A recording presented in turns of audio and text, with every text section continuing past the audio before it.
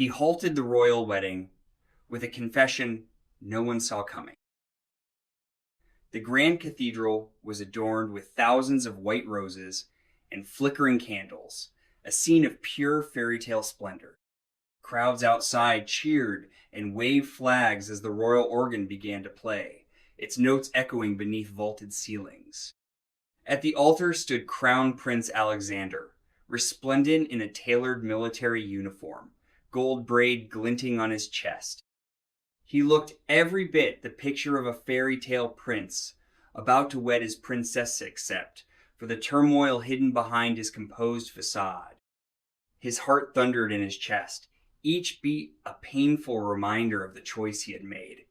From the outside, his gentle smile appeared calm, regal, but inside, he was a storm of regret and longing. He swept his gaze over the sea of faces foreign dignitaries, family members, the entire world practically watching.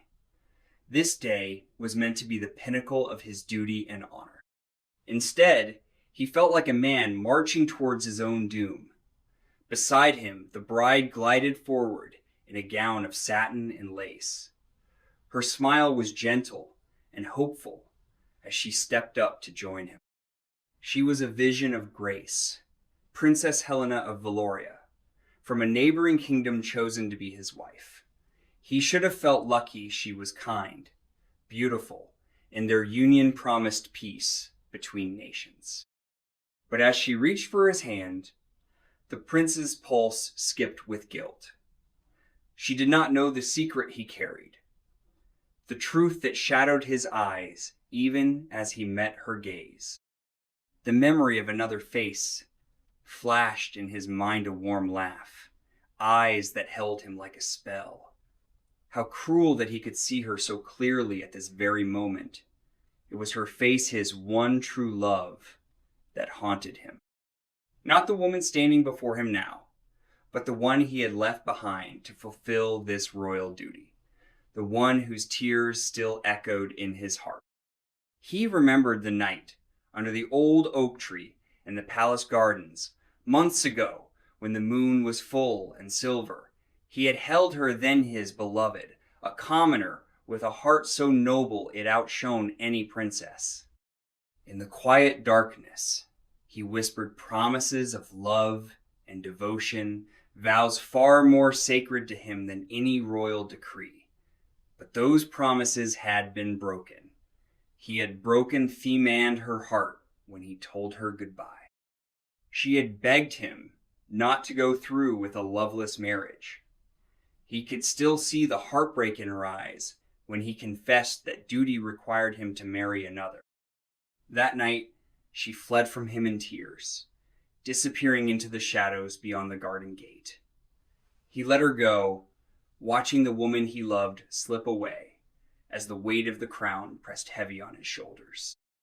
Now, as wedding bells tolled triumphantly across the capital, that very woman stood hidden in the fringes of the city. Her name was Rose, and she was never meant to be a part of this day. Yet she found herself drawn close, unable to stay away, despite the pain. Rose hovered at the edge of a celebratory crowd gathered around outdoor screens where the royal wedding played live. Each cheer from the people cut through her like a knife. She clutched the fabric of her dress in trembling fists as the camera zoomed in on the prince's handsome face next to his bride. He looked calm to everyone, Elsevery bit, the dutiful prince. But she recognized the tension beneath. She knew him better than anyone. His eyes, usually bright with mischief when he was truly happy, now held a sadness that mirrored her own. It hurt to look, but she couldn't turn away. Imagine her watching the love of her life pledge himself to another before the eyes of the world. Imagine her pain, standing in the shadows as a fairy tale that should have been hers played out without her. Inside the cathedral, the ceremony pressed on in stately reverence, oblivious to the storm raging in two lovers' hearts. The archbishop's voice carried through the hallowed hall as he led the couple through the rites. The prince barely heard the readings and hymns. His mind was with Rose. He wondered if she was watching, if she could somehow feel that his soul was crying out for her. Each passing second tightened the vice on his conscience. The vows drew near. The prince felt the blood drain from his face when the archbishop turned to the bride for her part. She recited her vows in a steady, sweet voice, promising to love and cherish him. Her words should have been music to any man's ears. Instead, guilt gnawed at him. His hands shook subtly as he held hers. The engagement ring he had given Hera, priceless sapphire family heirloom, glinted under the lights, a promise he wasn't sure he could keep. When the bride softly said, "I do," a tear of joy glistened in her eye. The church erupted in quiet smiles. It was now his turn. The archbishop faced him with kind but expectant eyes and asked the fateful words, "Do you, Prince Alexander, take Princess Helena to be your lawfully wedded wife, to love, honor, and cherish her, so long as you both shall live?" Silence fell. The prince's mouth went dry. The word yes refused to form on his tongue. He stared at Helena's hopeful face, and in that same instant saw Rose's tear-streaked face in his memory, his vision blurred. A roaring filled his ears, the sound of his own heartbeat, urging him to speak the truth that had been locked in his chest for so long. Every second of silence was agonizingly long. Guests began to shift in their pews. A soft murmur rippled through the hall. The archbishop tilted his head, uncertain if the prince had misheard the question. Alexander felt sweat bead on his brow. He knew this was it, the crossroads between a life of lies and a single terrifying leap of faith. Finally, he found his voice, rough and quavering. I'm sorry," he breathed, barely above a whisper. He swallowed hard, then spoke louder, each word echoing. "I can't do this!" A collective gasp rose from the congregation. Helena's eyes widened in shock and hurt, her hand flying to her chest. The archbishop froze, words dying on his lips, as the prince turned to address the hushed assembly and his bride alike. "I cannot marry her," Alexander declared, his voice gaining strength as emotion trembled within it. "My heart belongs to someone else." His confession rang out into the vast silence. For a moment, it was as if the world had stopped spinning. No one could believe what they had just heard at what was supposed to be the perfect royal wedding. The fairy tale illusion shattered. Courtiers exchanged stunned glances, and a few audible gasps echoed. The queen's face went pale. The king stood abruptly, his mouth open in disbelief and fury. Helena began to tremble, tears welling in her eyes. And in the stillness, the prince felt an unexpected weight lift off his shoulders. Alexander turned to Helena, voice cracking. "You deserved a man who can give you his whole heart," he murmured. "I'm sorry I cannot be that man." Helena's lips trembled, and for a moment he feared she might slap him or collapse. But the heartbroken princess drew a shaking breath and simply nodded, tears spilling down her cheeks. Her pain was evident, yet beneath it, perhaps a sliver of understanding. Without a word, she stepped back from the altar, gathering her satin skirts and running down the aisle, face in hands as her ladies hurried after her.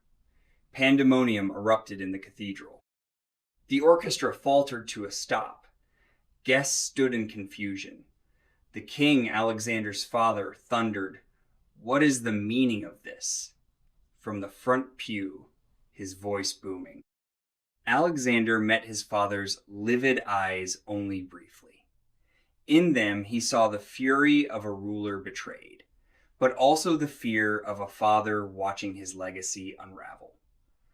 "I'm sorry," Alexander said again, this time directed to all, to his family, to the world. Before anyone could stop him, the prince turned and strode down the aisle, leaving shocked silence in his wake. The simple gold wedding band meant for Helena slipped from his fingers and hit the marble floor with a tiny ping that echoed like a bell. Alexander didn't look back at it. He ripped off the heavy ceremonial cape draped over his uniform and cast it aside as he pushed through the great doors into the daylight. Outside the cathedral, the cheerful crowd that had been celebrating moments before now stood bewildered, whispers rippling, as news of what happened inside spread like wildfire. Rose's heart nearly stopped when she heard the gasps around her and saw the image on the giant screen, the prince walking away from the altar. She pressed a hand over her mouth, unable to believe what she had witnessed. Had he truly done it? Had he really spoken the truth they both had lived with in silence?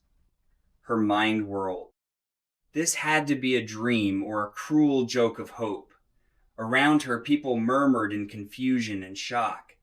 Guards were rushing to secure the cathedral doors, officials talking into earpieces frantically. Rose felt numb and electrified all at once. Before she could decide what to do, the heavy wooden doors of the cathedral swung open, and there he was. Prince Alexander burst out into the sun, his chest heaving. His gaze swept over the crowd outside, hundreds of stunned onlookers, separated from the front steps by iron barricades. The bright daylight was blinding after the dim cathedral, but he only cared about finding one person. "Rose!" he shouted hoarsely, not even sure if she was there. He tore off his white gloves, casting them aside, scanning desperately across faces in the crowd.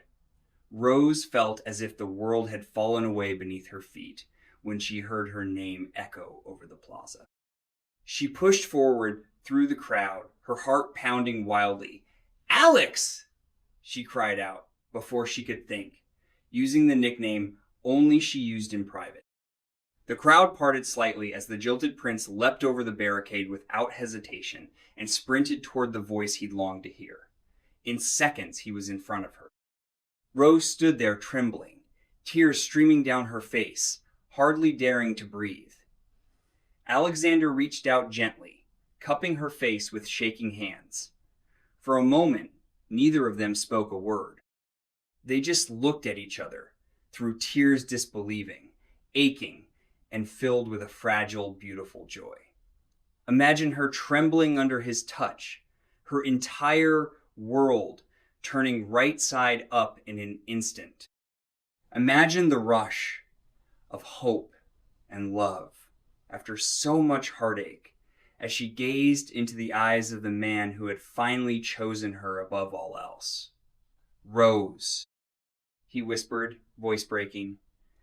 "I'm so sorry for everything. I love you. I love you so much." A sob escaped her lips as she let his confession wash over her. She had dreamed of hearing those words again, never daring to believe they could be real. You gave up everything," Rose managed to say through her tears. Her hands grasped his wrists, feeling the rapid thrum of his pulse under her fingers, needing to confirm he was truly here. "Without you," he replied, "none of it means anything." Tears blurred Rose's vision. "I was going to let you go. I thought I had to let you go," she cried softly. Alexander shook his head, pressing his forehead to hers. "I should have never let you go.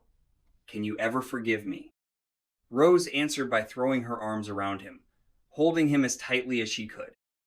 The crowd around them erupted into a mix of astonished cheers and applause, an unplanned, raw moment of history unfolding before their eyes. Not everyone in that crowd cheered, of course.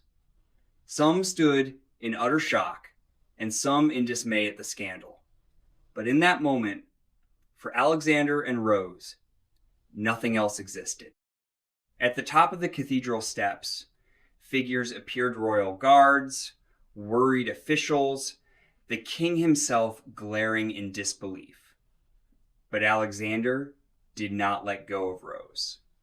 He had made his choice. Whatever storms would come, they would face them together.